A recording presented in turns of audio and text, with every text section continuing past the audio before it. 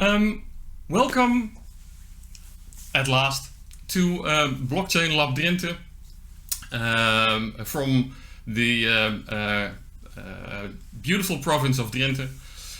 Here from the Blockchain Lab. My name is Adri Wischmann, and I will be doing the presentation this evening and the production. As you may have noticed, I'm at the pinnacle of multitasking here at the moment. I'm looking at 6 screens. I have the guest speakers in one ear and the YouTube stream in one other ear, and I'm looking at my mail, my chat, my WhatsApp, etc. So if I start acting funny, then you know it's why. Here at BlockchainLab Drenthe, I want to do a service announcement first, because many of you know YouTube, but not all of you know the YouTube chat. So if you would like to speak to me or the guest speakers, you should be able to see on the right side or just beneath this movie a chat window, and to use that you would have to log in, because YouTube is a Google company and they don't want people to put anonymous remarks in that chat. So then you would have to log in with a Gmail account, and then you can talk to us. But beware, whatever you type in is instantly on all the screens of all the people participating in this chat. Everybody can see what you're typing, so please be aware of that. I will try to answer your questions. I will relay the questions to my guest speakers, and they will try to answer the questions. So if you have anything that you would like to know, please use the chat.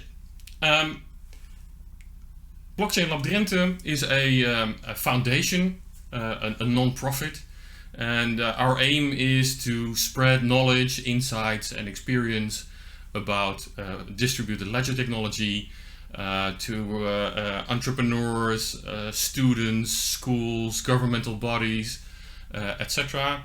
and to be a beacon in the midst of the blockchain space. BlockchainLab Drenthe is involved in Interreg project Bling, which is a project where 6 countries and 13 partners in those 6 countries around the North Sea region are doing research into how they can use blockchain for public services. And we talked about that earlier. That's where we are developing our self-sovereign attendance app for instance. We organize these blockchain meetups every month and online. We all know why. On the 3rd Thursday of the month, and at the end of this webinar I will also announce the next one. That's it for now. I have an agenda which I would like to show you. I will go into that and that. This is the agenda for this webinar. As first speaker is going to be me. I will be talking about what's going on in the blockchain space, some new things, some gossips, etc. Scams. I always like to talk about scams because it's like a modern day adventure. How a lot of crooks are intelligent to steal other people's money. Not that I want to encourage people to do that, absolutely not, but it's very intriguing how they trick technology to do so. Tonight I'm going to speak a little bit less about that and a little bit more about Ethereum 2.0, which is, I think, one of the biggest things going on in the last month. After me, Bernhard from the Biessen will be talking about blockchain and shipping and about Tradelens, and also Maarten Sies will join us to talk about that, and if you have any technical questions, Maarten is the guy to speak to. After that, central bank digital currencies are on the menu, and Harro Boven from the team that is working on these digital currencies from the Dutch Central Bank is going to join us and talk about the digital euro. And afterwards we'll stop this stream and we'll switch over to Jitsi, where we have an informal meeting, and everybody who wants to join in can ask questions and talk about what they're doing, etc. And I'll give you the address at the end of the webinar. Okay, then there is nothing more for me to do than to switch over to my presentation. That's my presentation. I told you I was multitasking.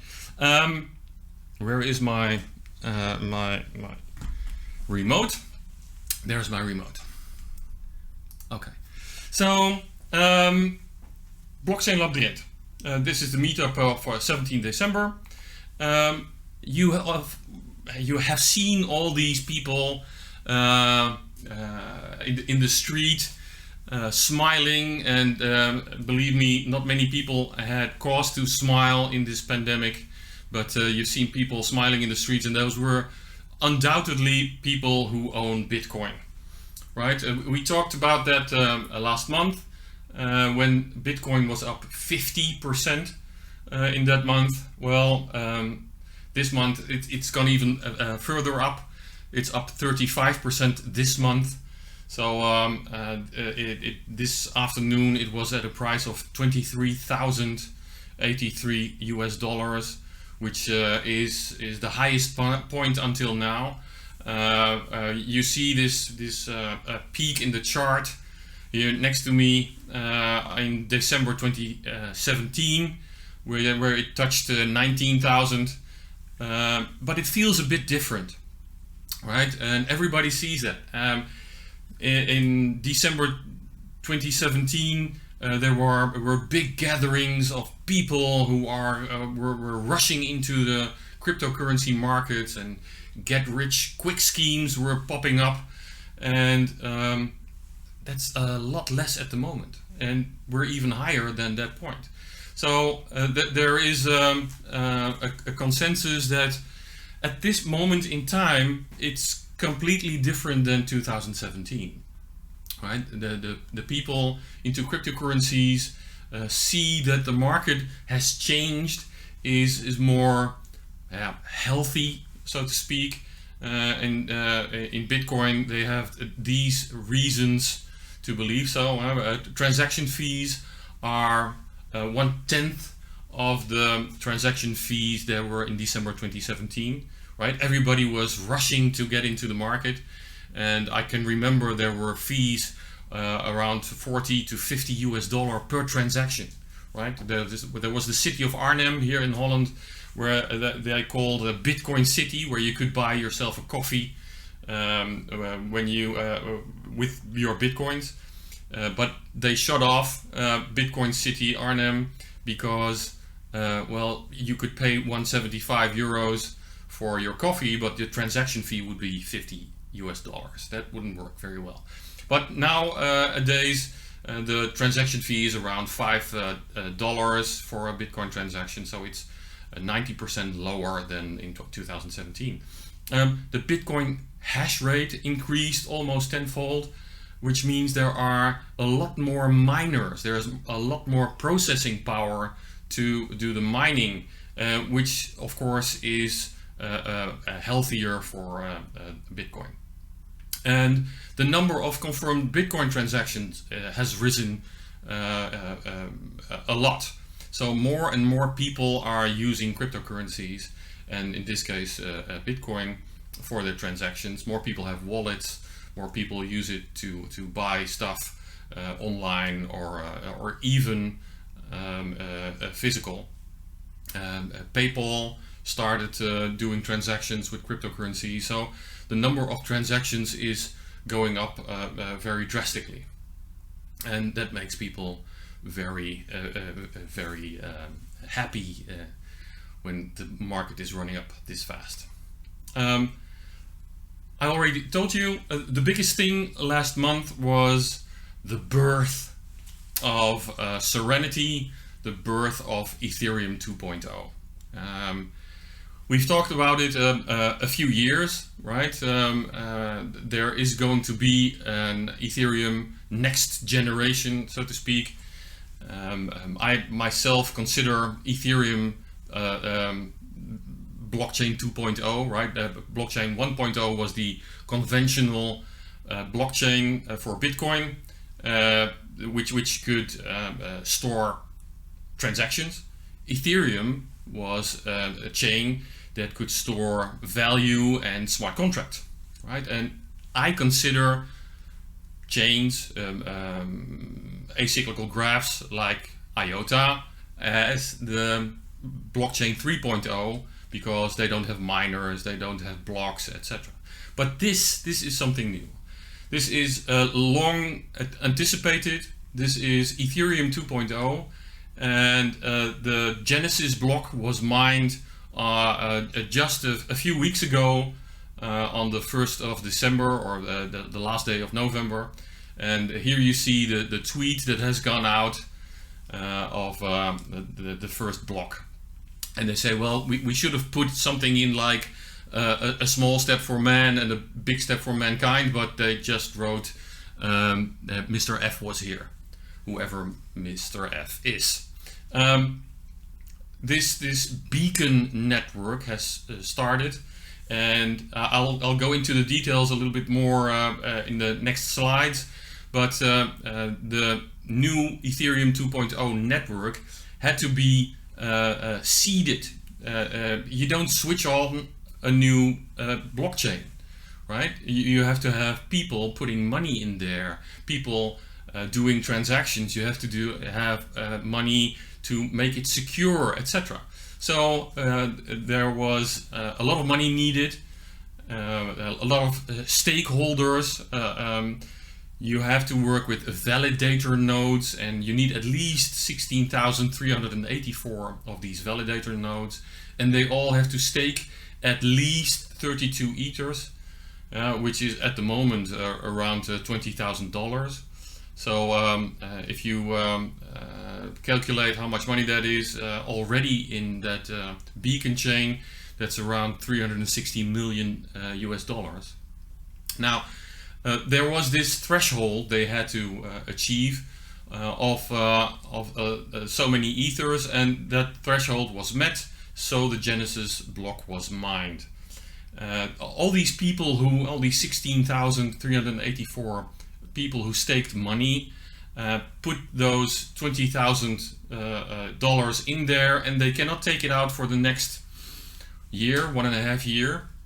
And on the right, you see down there a graph that when they stake the money, they don't just do that for nothing.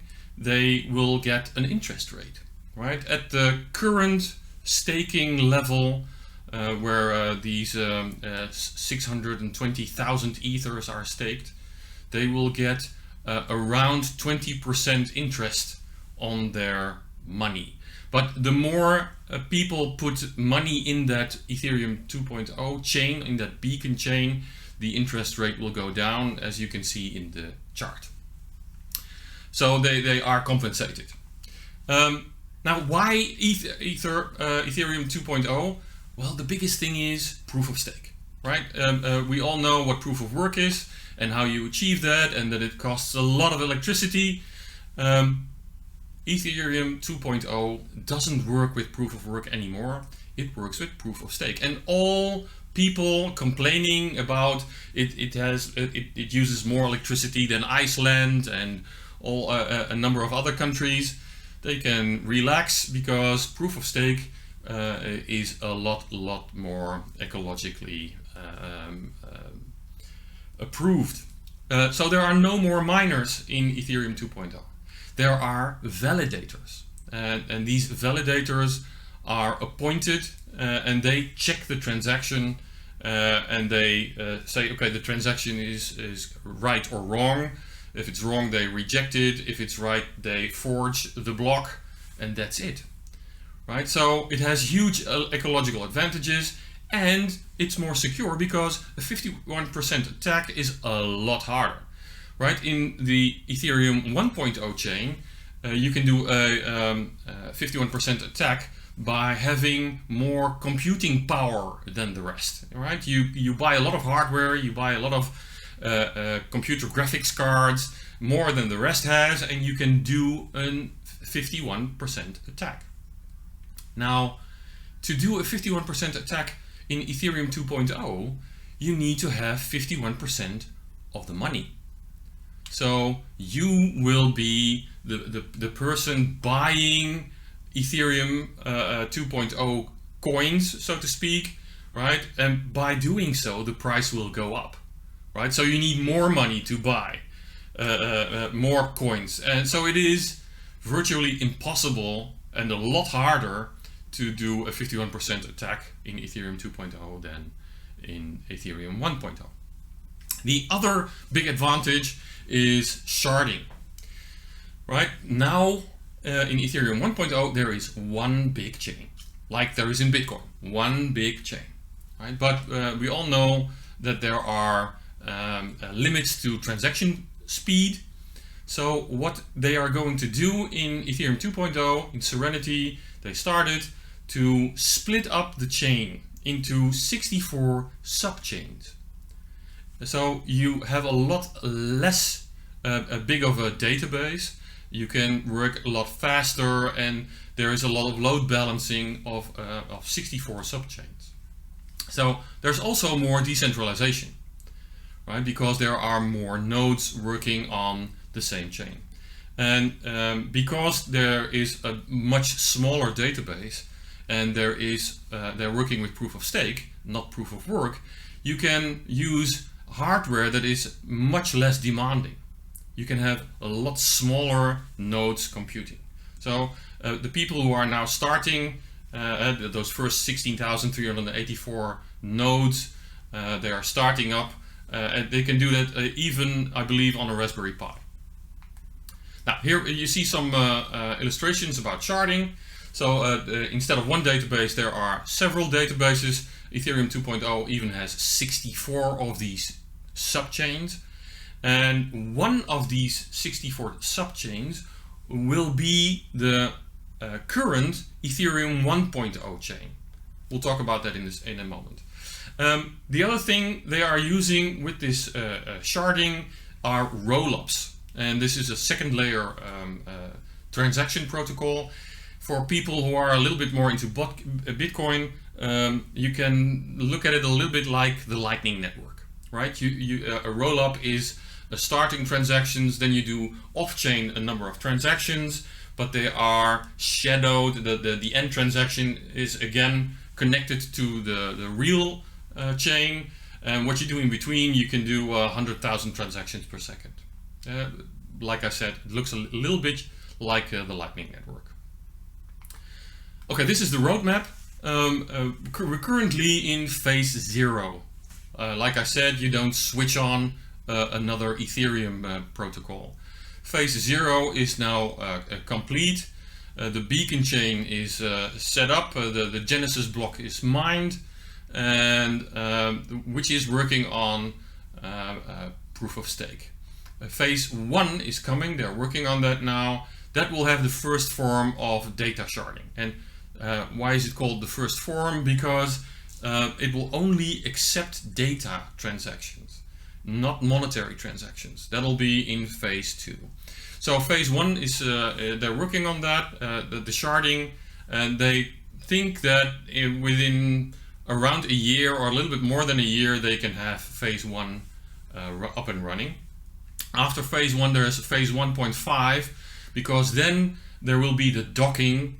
It sounds like the space age. There will be the docking of the Ethereum 1.0 chain into the Ethereum 2.0 chain, right? And then you will also have limited smart contracts still working in the old way, and then they go to phase 2.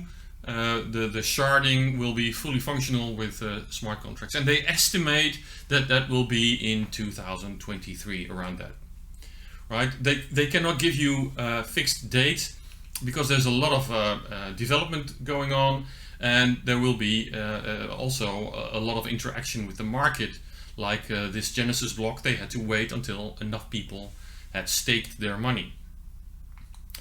Okay, that's my presentation about Ethereum 2.0 in a nutshell, right? Because I think we will be spending some more time in the next year talking about Ethereum 2.0.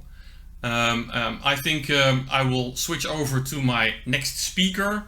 That will be Bernhard. Let me see if I can get Bernhard going. Yes. Please introduce yourself, Bernhard. Well, my name is Bernhard van der Biessen. I'm a teacher at the University of Applied Sciences in Utrecht.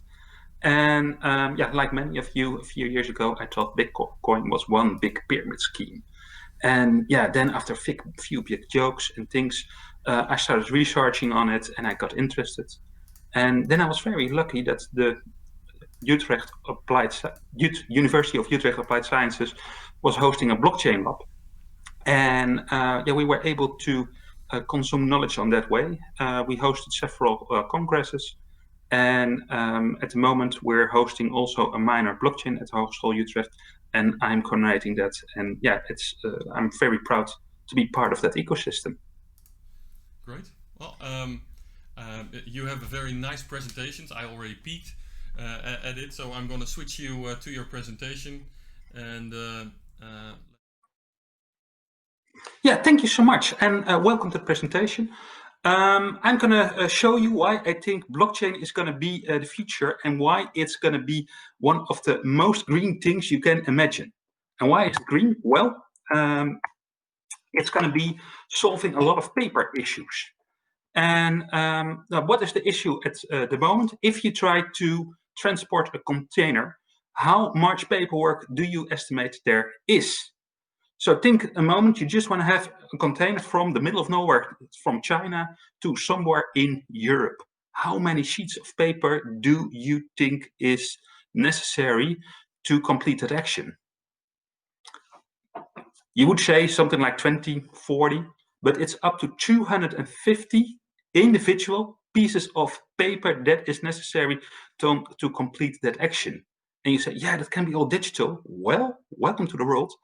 More than half of it is still printed.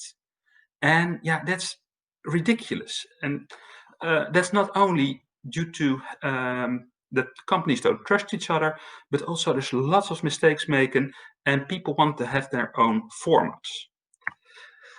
So if you look at the overview, and this is the schedule, basically, if you look at the top, you start somewhere with a container and you go from the container to a third-party logistics, on a truck, to customs, to a port, to an ocean carrier. You got to unload it on the port. The customs again, put it on a truck, third-party logistics take care of it, and then your container is at the place where you want to have it. And then if you look at the third line, you see documents that are necessary to complete the journey. And today I'm going to only go into the bill of lading. And I'm going to tell you what it is a little later. But then you see how funny it is and why everything is a little bit thing. My favorite part of a bill of lading is when it's not a full container load. And in logistics, we call that less than container load, LCL. And this is basically the schedule that it goes through. You've got to check it, you've got to do it, and make sure everybody knows which part of the container is his. If somebody else's goods fall over, how are you insured? All those kind of things. And here it comes, the paperwork. This is, you're not going to believe it, but the amount of signatures you need to get just your first container from China to here, you would not believe it. If you look into it, you can see these are the main steps you're going to take. And as promised, within these steps, you're going to need to show who owns the goods. So you want to know, is the cargo still from the supplier? Is it from the customer? Is there somebody else involved? So who is the owner? And for that thing, there is this thing, the bill of lading. And the bill of lading is basically a document and everything is described in it. Due to the fact that the bill of lading is such an important document, it's well regulated by a lot of laws and other international treaties. But the most funny part is, if you look at sea treaties, there are some treaties that are still going back to the 1700s.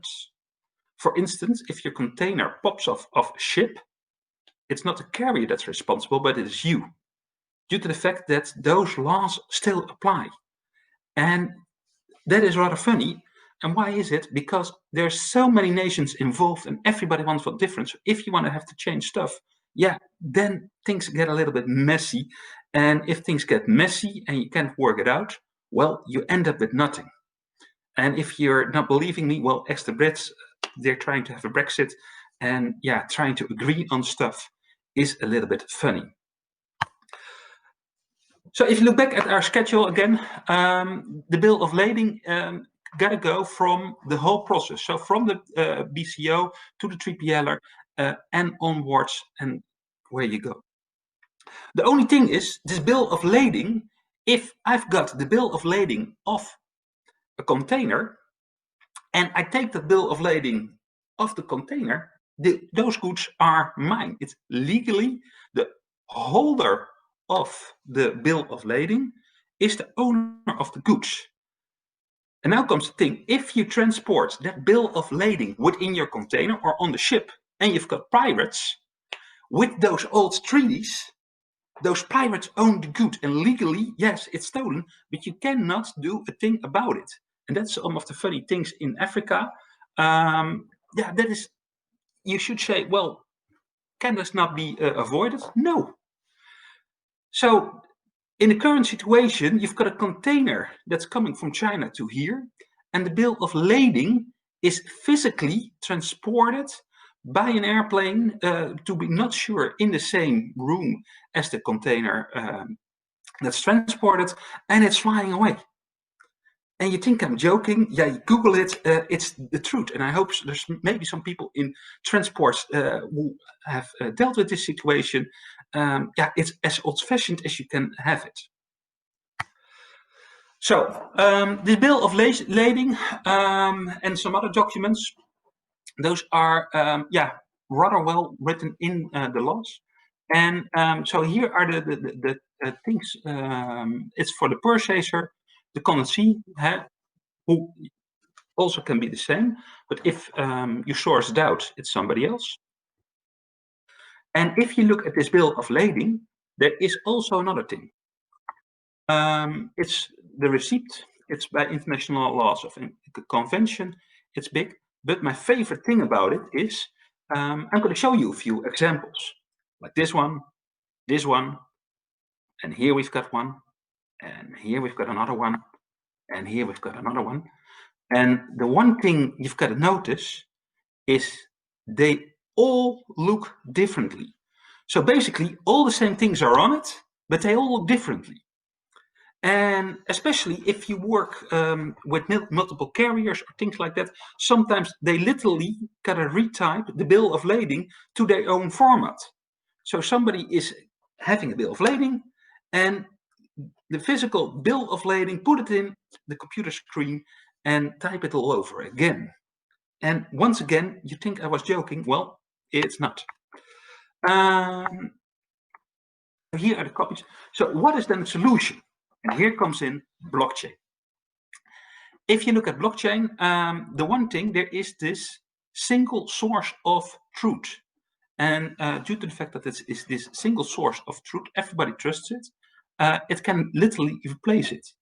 And please don't ask me about the legal side. I've hope somebody else can do it. But at the moment, this is accepted, that this bill of lading within Tradelens is accepted. And this is the part that those guys really are proud of, and they should be. Tradelens is the solution of Maersk and IBM. And they thought, how could we do it, and how could we see it? In the upper thing, you can see the same things. So where you get your container, the third-party logistics, transport, customs, all those are documents. And within those documents, they go to a platform, to an API, and there are all the information stored. And if you look at it, one of my favorite solutions of Tradelens is that they've got channels. And within the blockchain network, everybody got his own channel. And this is a reason that Tradelens is able to perform that well. Why?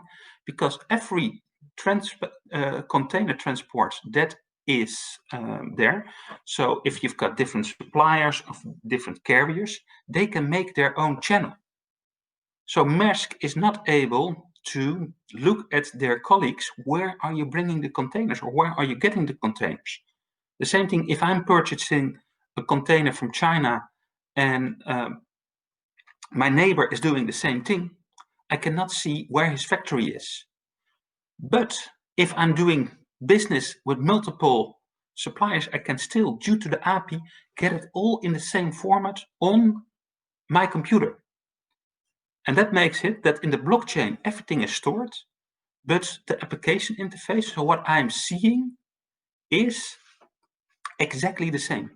I'm going to switch a bit to are there any questions or any things on the chat or where I can do something?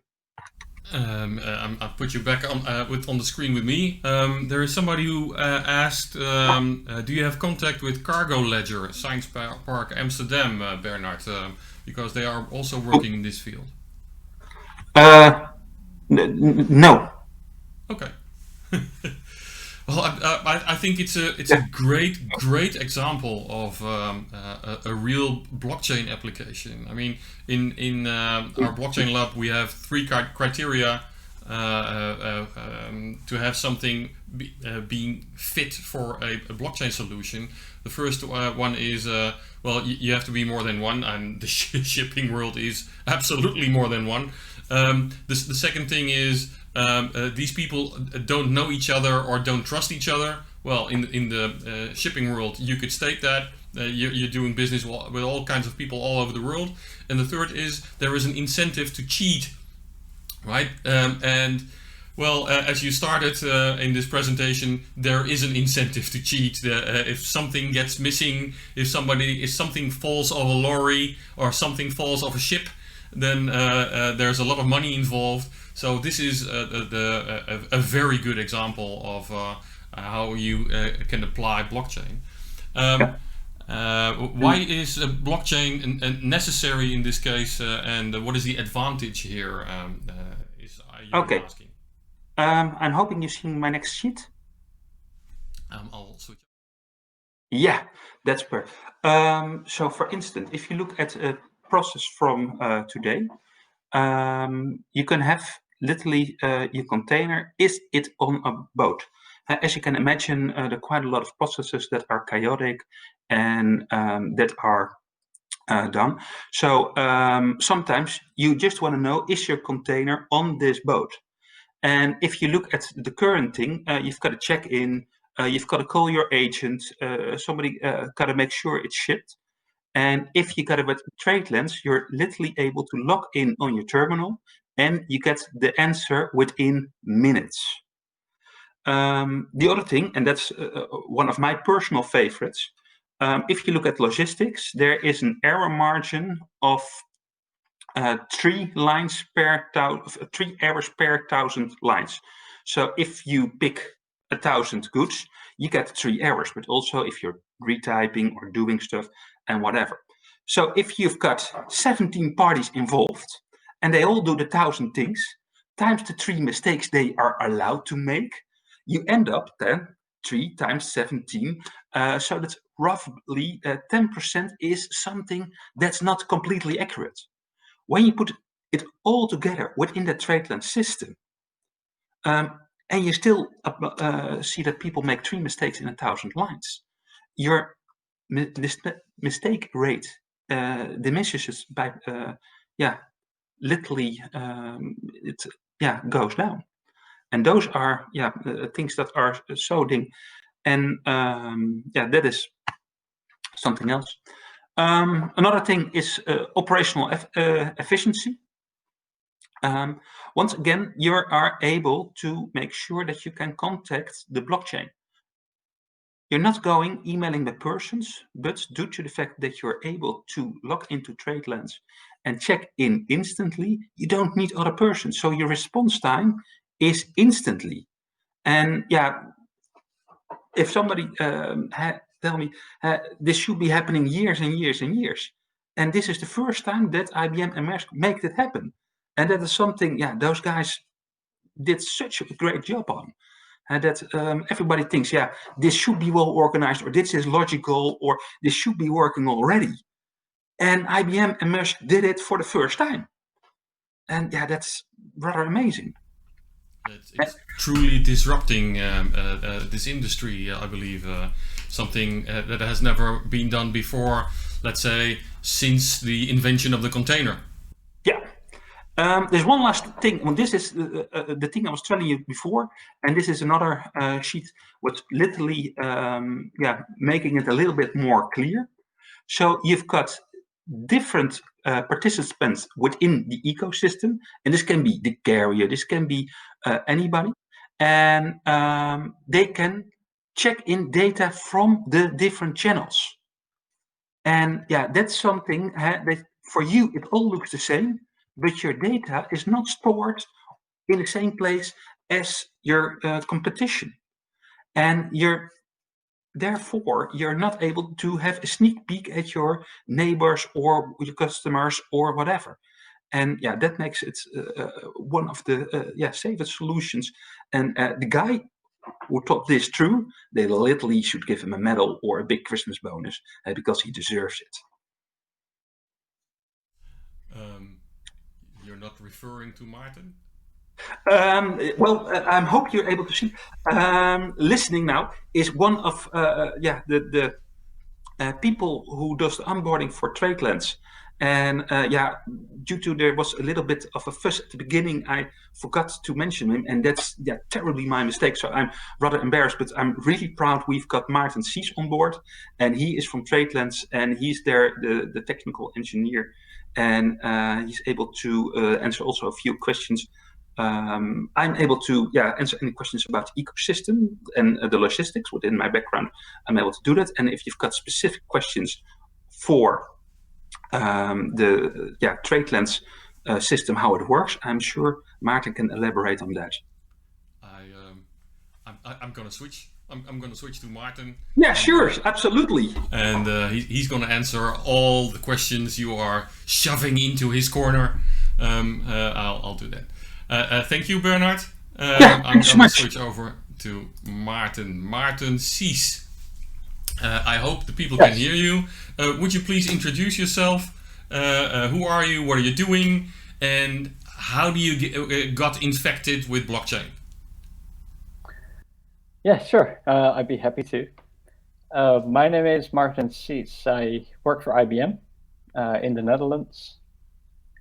And I've been working in the transportation industry as a consultant for a long time. So I was supporting ports, customs authorities, building port community systems. So an example of that, in the Netherlands, we have a port base, which connects all the different participants in the port with each other to exchange information. I worked in the Middle East for a few years where we built something similar for a couple of ports there. So that's basically bringing the ecosystem within a country together. While I was working in the Middle East, I actually got introduced to blockchain because of one of the first use cases, which was remittances. So I was my salary was paid in the UAE, in Dubai, and I needed to get my money back to the Netherlands on a Dutch bank account, and the fees for transferring that money were quite high. And I heard about this Bitcoin thing, so and it actually worked quite well. Back then, the fees were not so high. And from that moment onward, I got infected by the blockchain bug. And when I came back to the Netherlands, this platform just started, which basically brought together both of my passions, so blockchain and international logistics. Which was a perfect combination from my perspective. So I've been doing Tradelens for 3 years now. For blockchain infections, so you're stuck with it. Yep. I'm afraid so. Maarten, I have a few questions. Tradelens is working with Maersk, is developed in cooperation with Maersk, I believe. What about other shippers? Are there any other in the pipeline? I heard that Maersk wants to keep a little piece for itself as an edge in the market. How about that? So when we started developing this platform, it was clear that it could not be a Maersk platform. So we would like to have all the different participants on this platform, including customs authorities, ports, rail companies, and nobody would be interested to connect to a platform that's Maersk only, because the next thing you know, CMA, CGM comes with their platform, and then you've got MSC and the Costco Chinese platform. So everybody will still have 20 different systems to connect to. So whatever we build had to be an industry platform. Of course, the competitors of Maersk were a bit suspicious, right, of this thing that they didn't build themselves. So it took quite some time and conviction to get them to get behind. But in the meantime, well, we've been doing this for 3 years now. We did get the support from 4 of their biggest competitors. So MSC, CMA, Hapag-Lloyd, and ONE are some of the biggest competitors of Maersk. Together, they account for about 60%, 60, of all the containers in the world. So that's quite a significant chunk. So we've completed the integration now with CMA and MSC already. So they are a full network member, just like Maersk, on the platform with, like Bernhard said, their own infrastructure, their own channels. And well, in that respect, Maersk is treated just like any other ocean carrier. Cool. There's a separate subsidiary within Maersk, which develops the solution together with IBM, but that's completely separate from the rest of Maersk line. So there's like Chinese walls between those different business units, so that well, the information of their competitors will never be seen by a Maersk employee. Great. I have a question in the chat. Maarten, can you tell a little bit about the underlying technology of your system? Yes, so that's Hyperledger Fabric. So it's a different paradigm from the public blockchains that we're talking before, like Ethereum. Hyperledger Fabric was initially designed by IBM, and as a blockchain technology more appropriate for corporates, big corporates. Most importantly, it's not anonymous, so it's all the parties on the network are known. They're known entities, which is a little bit easier to swallow for big companies instead of jumping on a public blockchain. So back in 2015 or 16, IBM donated that to the Linux Foundation, who have then moved that forward. So it's right now it's the biggest private blockchain technology that there is. Yeah, Hyperledger Fabric is a permissioned blockchain which doesn't have proof of work like we mentioned it before, because everybody is known and transactions are confirmed instantly. Great. Now this is working on sea containers and shipping and ports, etc. Would it be applicable to air freight, for instance? Good question. I think it would. At the same time, I must say that we've got our hands full with sea containers for now. So I would love to say where we're going to support air freight next year. I don't think we have the capacity to actually take on that additional scope. I know of a few other initiatives by the IATA that are moving in this direction. So I think the more likely scenario will be that they have an air platform, and any cargo owner who is using both sea containers and air containers, that will have some kind of layer on top of these two platforms to give them an overview of both modes of transportation. Cool.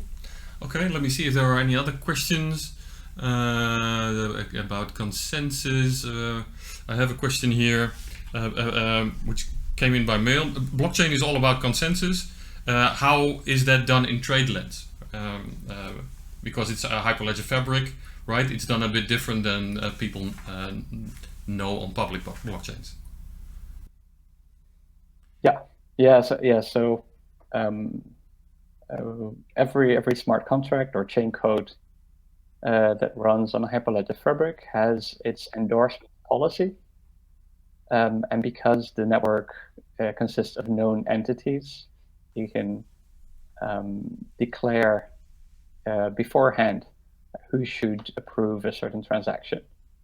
So you don't need to get the consensus of the whole network, but you can just say, well, for this type of transaction, this party will have to agree, or for this type of transaction, you need an agreement from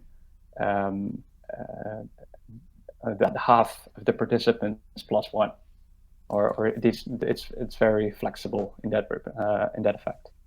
Cool. It's a different way of thinking. In a lot of ways, a permissioned blockchain is a bit easier than a public blockchain, because all the parties are known, and consensus is within a certain circle, instead of a consensus is done in a world full of strangers, so to speak. Okay, great. I don't know if there are any other questions on the chat. I don't see any at the moment. Then I will thank you, Maarten, and I will switch over to our next speaker, and we'll talk about the digital currencies. Thank you, Maarten. And hello, Harro. Harro, Boven, will you please introduce yourself? Who are you? What are you doing? And how did you get involved in blockchain? Well, I'm probably a bit of the odd one out here. So my name is Harro Boven. I work at the Dutch Central Bank. How did I get involved in blockchain? Well, the first time I got in touch with it was probably during the first crypto boom, in which I, like probably half of the people on the call here, also invested in the stuff and tried out different stuff that you do in coin markets. And afterwards, I started working at the Dutch Central Bank, which at that time was actually thinking about central bank digital currency, which might sound like a bit of a misnomer, because it actually has the digital currency part in there. So you'd think that would be central bank money on a blockchain, but in fact, it's just literally digital currency issued by the central bank. Probably at least what we chose for is not recommending putting that on a blockchain specifically. This is still the introduction, isn't it? Yes. Yeah, I'm diving into it. Switch over to your presentation? I can do that. Yeah, let's do that. I can do that. The floor is yours. Right. So if everything's good and well, you should probably see my first slide with the with Venn diagrams on screen. Basically, I was touching on it already before. What is central bank digital currency? Oh, maybe first another remark. So I have a few slides. I'm going to go through them very briefly, I hope, so that everybody's sort of more or less on the same page about definitions and kind of stuff, and then we come to a more interesting part in which we'll have something of a dialogue. Actually, I've already received beforehand an entire Word document with questions, so I'm sure there's plenty to talk about. So what is central bank digital currency? Well, basically, central bank digital currency has three properties. One, it is electronic, it's digital. Two, it's issued by the central bank. And three, and this property is actually used to distinguish between retail and wholesale central bank digital currency. It's universally accessible, so regular citizens can access it as well. Am I still audible? Okay, that's good. Because of course, actually, these financial institutions already hold reserve accounts with the central bank. So, the new bit would be that regular citizens will be able to open some sort of an account with the central bank as well. So why are we thinking about this? Well, I'll be very brief about that, because the only form of central bank money accessible to the general public that we have now, which is cash, banknotes and coins, is declining very rapidly, at least in use for payments. So on the slide, you see that in the Netherlands, in 2019, only 32% of payments were made in cash. And actually, also due to the coronavirus, corona crisis, this seems to have reduced to about 20%. So it's been declining with about 4 percentage points each year for the past decade, which means that because we like to pay more in a digital way, we're actually starting to pay more and more with commercial bank money instead of central bank money. And we think that central bank money should remain available for the public as well, and should also remain to be used by the public as well. So that's why we're thinking of sort of giving central bank money a makeover in the form of central bank digital euro, digital currency, or the digital euro. So, of course, there's no such thing as a free lunch. So what we did in our report, so the report I co-authored with Peter Weerts, and some of you have read, judging by the questions I received beforehand. The report defines certain trade-offs. I'm probably not going to go through them all, but the first one on this slide is technical possibilities. So that basically comes down to the fact, to the issue whether you'd like to put smart contracts or conditional payments on the central bank digital currency or not. Well, some advantages of that would be that it might make the economy more efficient. People could do delivery versus payment, maybe under some basic assumptions. On the other hand, it might make the system less robust, for example. So these are the kinds of trade-offs that we aim to sketch.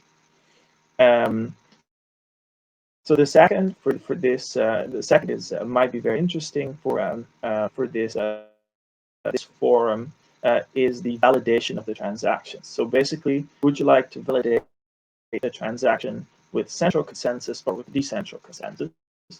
And here we opted for central consensus because in the end, only the central bank should be responsible and able to issue and destroy central bank money, because otherwise, well, you might compare it with forgery, actually. So imagine a world in which everybody could print banknotes. That would probably not be good for the economy. So as the central bank should all times be in control of issuance and destruction of central bank money, we opted for the centralized consensus. All right. So then there's the initiation of transactions, which basically involves the question about who should be able to do that, because as a central bank, you might not want to provide all kinds of front-end services. You might want to leave that to private intermediaries. So that's what we aim for here.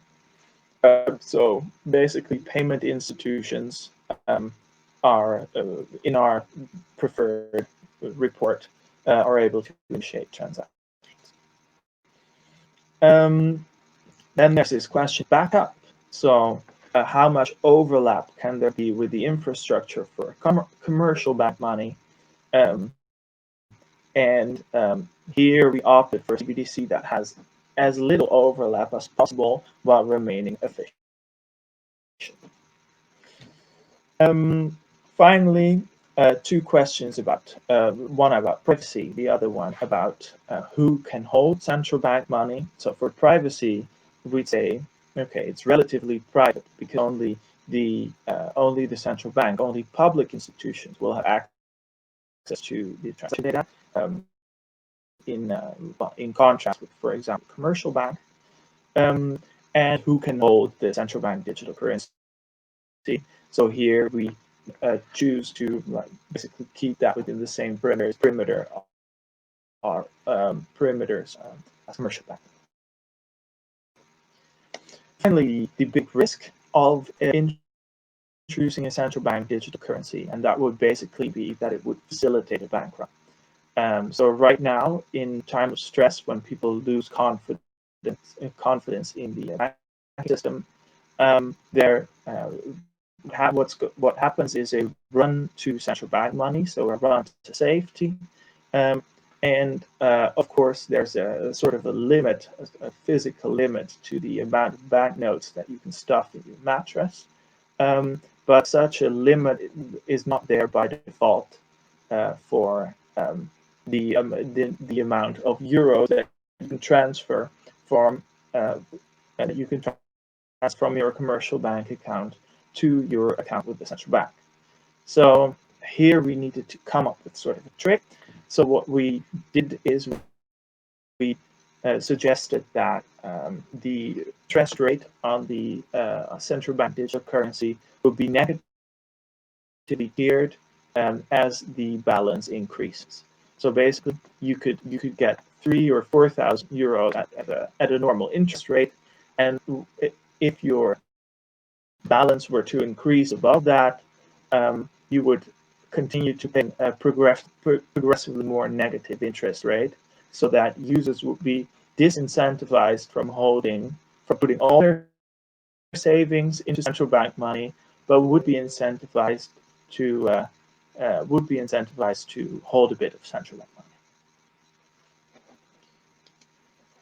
So this tiering in the last three slides, which I will not discuss here, which moves me on to my conclusion, which is that we have a positive attitude. We, the Dutch Central Bank, have a positive attitude towards central bank digital currency. We would like to play a leading role in the experimentation in the Euro system, and the way it's looking now that this is well underway, and we would like to deepen and broaden the discussion with a diverse set of stakeholders. And I'm really curious about your questions, about your remarks, anything. Shoot. Thank you. Okay. I must say, the thing that shot into my eye was the bank run thing. I mean, I have never thought about that, but bank runs have been in the history of banks. I think they are as old as the bank, so to speak. But a digital bank run would be a cascade of events, and within perhaps even seconds, things would happen that would have taken days or weeks in the conventional system. So that's an avalanche of people taking their money out or transferring their money. That's a very interesting case. Let me see if there are any questions. I have a question from Christina from Romania. Hello, Christina. She asks, what leverage can be used by the central banks to moderate the volatility of the cryptocurrencies? Of the volatility of the cryptocurrencies. Yeah, well, the thing you are talking about is not a cryptocurrency as we are used to, I believe, right? It's more like a stable coin, correct? But it's actually convertible at par with cash or with commercial bank money. Yeah, that's sort of a core principle for the central. Yeah, so that's a very stable coin, right? So it's one with euros. Yeah, and I think that Christina is more referring to cryptocurrencies in common. That's a little bit different. Let me see what I have here. One of the promises of blockchain is that the network is the unbreakable rule keeper. How does that relate to central bank digital currencies? Yeah, I think it's a different model. Both models have advantages and disadvantages. In this model, the central bank would be the ultimate rule keeper, and I think that's sort of less of a stretch too, if you compare it to how we manage money nowadays anyway. But of course you can leave it up to the network as well, but please be reminded that we actually have quite high standards for money. So I think as you mentioned in the beginning that the fee for Bitcoin for a Bitcoin transaction is about varies between $5 and $50. I also have to know that it's that it can take up to like 10 minutes until the transaction is final. In Bitcoin, yes. In Bitcoin, well, for commercial bank money, if when you pay at point of sale terminal, the fee is about 5 cents, and we expect the payment to at least be guaranteed in about 2 to 5 seconds. So it's there's some terrain to hit there for the cryptos. Yeah, that's a big incentive. Of course, there are now in Lightning Network and those rollups that are coming to Ethereum 2.0, they are also capable of doing very fast transactions. But the transaction fee is extraordinarily low for and those 5 cents are incomparable to what's happening in the normal cryptocurrency markets. There is a little bit of a concern which I saw when people are talking about central bank digital currencies, a concern about privacy, right? Now you have all your coins in your wallet, and they are yours. You can spend them anywhere without any interference of any institution, and that's a little bit different from a central bank digital currency, right?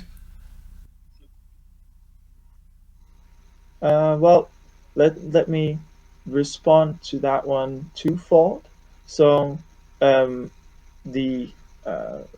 so for cash, if you compare it to cash, yes, of course, the central bank digital currency is going to be less private than a cash transaction because of its digital nature.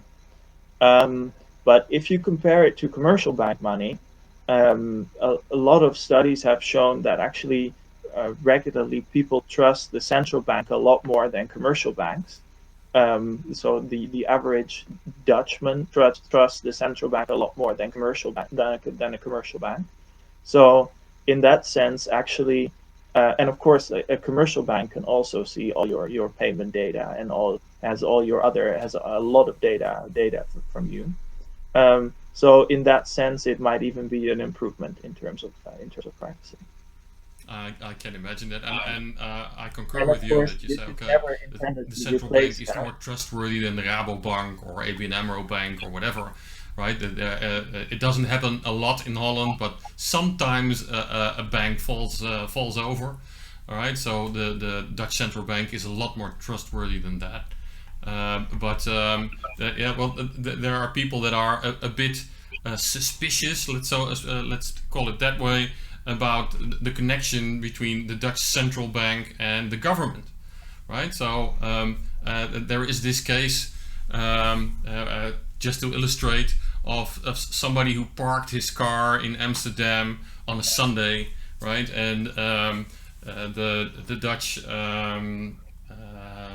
finance department said, well, I want to see which car is parked in Amsterdam on a Sunday morning that I have the registration to be company cars, right? Because there's a tax deductible on using a company car for private purposes, right? Now that was a private company, and the judge decided that they had to give that information to the tax office, right? There is a difference between a commercial bank owning all my data, where am I buying what and how much am I spending on what, then and the central bank, which is more government related.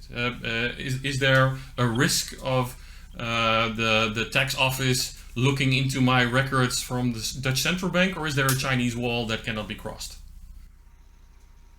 The Dutch tax office is looking into your commercial bank account after every year. It's not a very well-known fact, but it's called the rensignering, and it means that all commercial banks or all parties with a banking license are obliged to report to the tax office all balances of people with a Dutch civil service number to the tax authorities.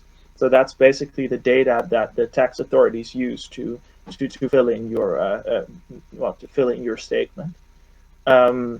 So yeah, if the data is somewhere, it can be used.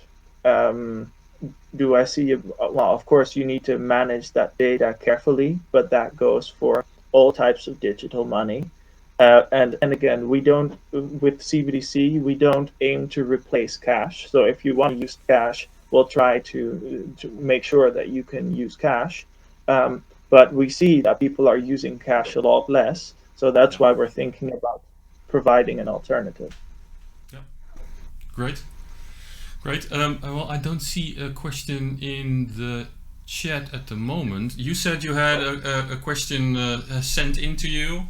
I don't know if you want to go into that. Well, it was an entire Word document full of questions, so I'm afraid I've not memorized them. Let's see.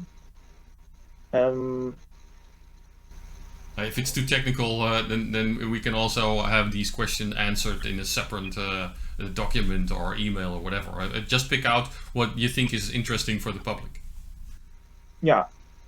So I think, especially because you're mostly interested in blockchain, right? I think that the key takeaway is that probably for a single currency, central bank digital currency, well, we don't see blockchain as the obvious choice, because you want to be in control of the issuance and destruction of that central bank digital currency. This, of course, like everything I say, is fully on personal title. Of course, like I can't go to the big bosses for every phrase that I utter here. So all personal title. But from the discussions I've been involved in, this is pretty clear for us. So what I think you said it actually very well, Adri, when you talked about like why would you use a blockchain. So you had the 3 conditions. So that, and especially that the parties don't trust each other fully. Can you repeat the 3 conditions for me? The first condition is you have to have more than one party, because if you're on your own, why use blockchain? Yeah. The second rule is these people cannot know each other, or at least not trust each other, because if you trust each other, then who needs a blockchain? And the third one is there has to be an incentive to cheat, because if there is no incentive, why cheat? Right? So if those 3 conditions are met, then it is possibly a blockchain application. Yeah, so I think those three conditions are, in the case of a single currency, central bank digital currency, they're clearly not met. But well, there's been a bit of talk about remittances as well. So international money flow during these calls, and that's actually a use case in which I on a personal title again, would maybe see a use case for blockchain, because so for currency markets, you could imagine that for example, the Fed and in the Euro system and the People's Bank of China would not be able to reach consensus about who can run the centralized database to perform international currency swaps. And in that case, well, you never know, but you might have like some sort of permission blockchain structure with large central banks in the world for a use case like that. So that might be one to look into. But for single currency, I don't personally don't see a lot of added value for blockchain there. Yeah, the connection between those different systems is I'm let's say 5-6 months ago I was in Dubai, and I met this company, this startup, which was doing swaps of air company mileage, right? So you could swap your air miles from Lufthansa for miles of another flight company. Right? Did they also transfer wide air miles? You could transfer, swap them between those different systems, and in fact, that is a kind of money, right? Okay, they are called miles instead of coins, but they have some value, etc. So what you're describing here, a digital yuan versus a digital euro being swapped, is something which is along those lines. I need a system to connect those two currency systems, and who is the boss? Probably neither of them want the other one to take the advantage and trust the other one. So it probably has to be a kind of Switzerland, a neutral system that is involved to swap one digital currency for another. Yeah, nice. Yeah. Also, although I wouldn't see air miles as money specifically, so for the definition of money, you'd like it should be regularly used as a means of payment, a medium of exchange, and a storage of as a medium of exchange, storage of value, and a unit of account. So it's actually quite a strict definition, I would say. Okay. But yeah, it's like some form of token. And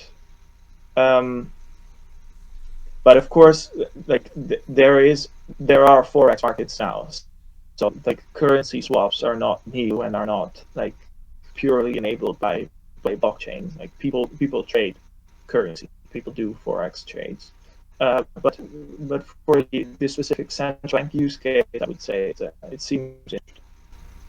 Yeah, to a blockchain enthusiast, as we are, everything that resembles a token resembles value, maybe not real world value, but some value, even emotional value, and then it's tradable, etc. So we are very easily pleased with something as a token to be recognized as money. But I know exactly what you mean. The definitions, international definitions, are very strict. Great. Let me see. Could CBDC enable a fee-free currency exchange?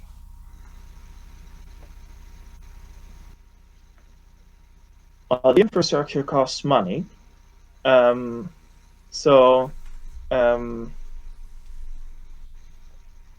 basically two ways to go about that. So you might offer it as a public service, then you can do it for free, but you are sort of disturbing the market.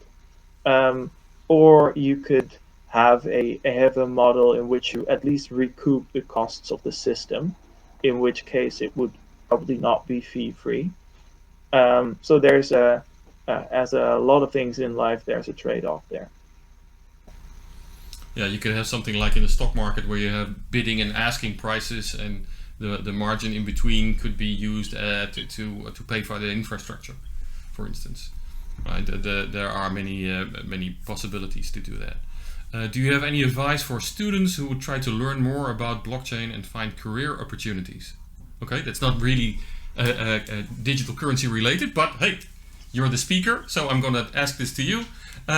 You're an experienced blockchain person, so there is a student asking, where do I find ways to learn more about blockchain, and how do I find career opportunities? You're working for the Dutch Central Bank, so maybe there are career opportunities in the Dutch Central Bank. Well, we definitely have a vacancy part on our website, so you could check that one.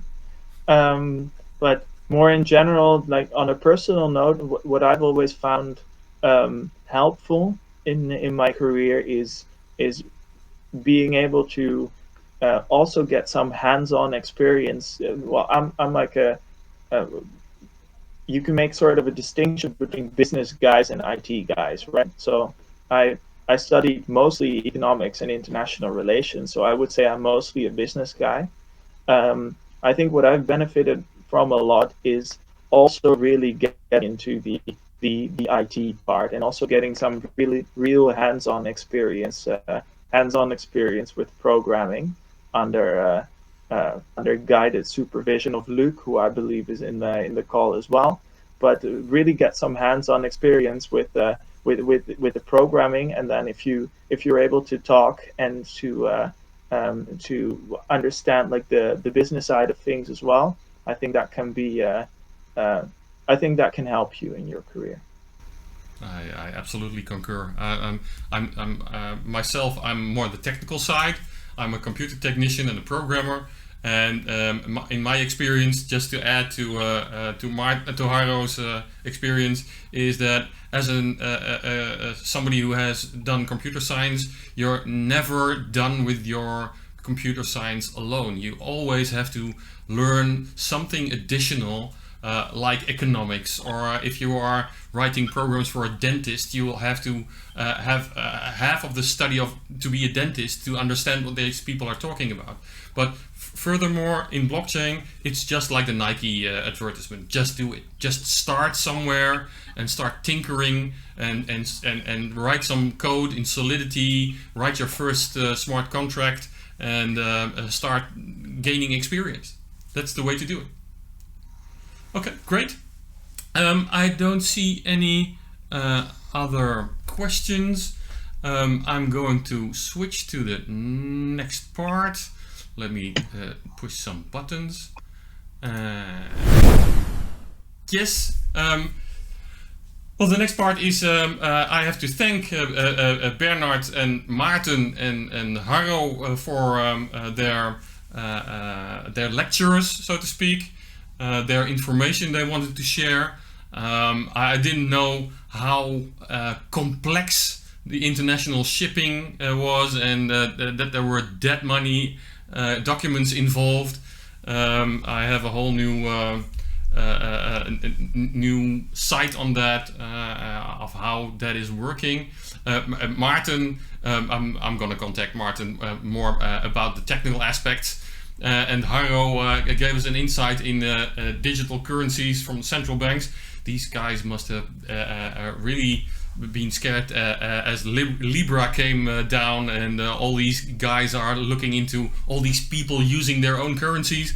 And a digital euro would be a great alternative for people looking into digital currencies and using them to transfer money fast and at a low fee. So thank you, Harro. And again, all opinions were these people's own opinions. So Harro is not bringing all the news from the Dutch Central Bank. They have their own channels to do so, and he is expressing his experiences and giving us the positive side of all he has learned. The next meetup, like this one, will be on January 21st. I hope you will be there also. And now we're going to switch off this stream, but we're going to switch over to Jitsi.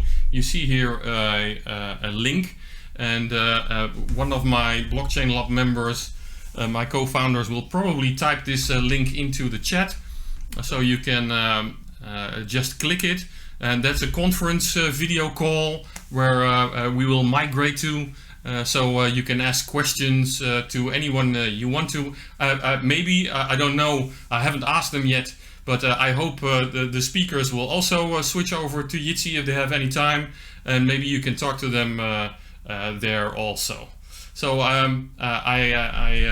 there's nothing left than to thank you all for attending our online meetup. This was the last meetup of 2020.